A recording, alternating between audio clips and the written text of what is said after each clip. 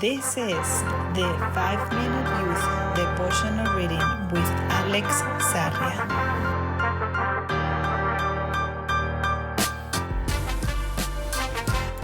Love as Family, January 30th, Don Juans.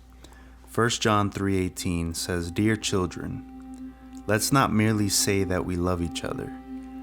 Let us show the truth by our actions." Historians say that in the 17th century, in the city of Seville, a certain Miguel de Mañara had a remarkable reputation for being a ladies' man. The main weapon he wielded to attract young women, and not so young ones, was his skill with word. He embellished things in such a way with his expressions, with sweet and flattering terms, that he seemed irresistible. Even the most religious young ladies fell prey to his verbal charms. His story became a legend, although his name was changed to Don Juan. And so emerged the myth of the Don Juanism, those who use words of love to their own interests. There's a lot of literature that talks about this prototype. Mozart himself composed Don Giovanni with him in mind. There are people who fraudulently use words of love to their own benefit, not only in romantic relationships to generate infatuations that are not sincere, but also in many facets of life. Have you ever been flattered by the entrancing words of a salesperson? They use proximity, attention, and sympathy to enthrall without showing their true intentions, selling you a product. It's funny, but you simply have to refuse to buy to see how quickly all that kindness disappears. And what about the complicity of some politicians during a campaign? They propose that you are their equal, a colleague with whom you will lead the country until the day after the votes. There are honest politicians, as in all facets of life, but there are also a lot of Don Juans.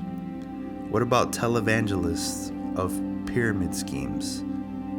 It's all Christian love until a bank account where you have to make a donation is brought up.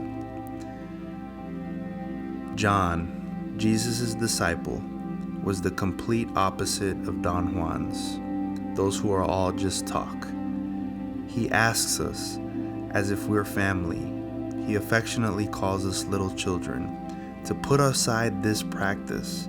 He advises us to show love in truth and through our actions. I would venture to assure you that whatever's in your heart determines what you say.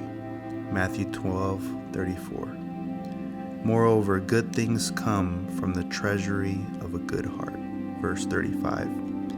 People who think of others and not only of themselves naturally perform works of love. Additionally, John adds that it must be true love, not a love that knows philosophical or religious truths, but a sincere love without artifice, nothing to do with Don Juanism. Today, I encourage you to love like John, Jesus' disciple. Love like he advises.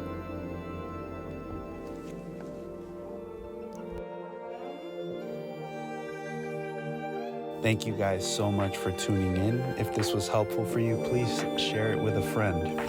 And if you haven't already, please subscribe. Always remember this: walking with God is the greatest thing you could ever do. You are His priority. Make Him yours, and you will always live out your purpose. God bless.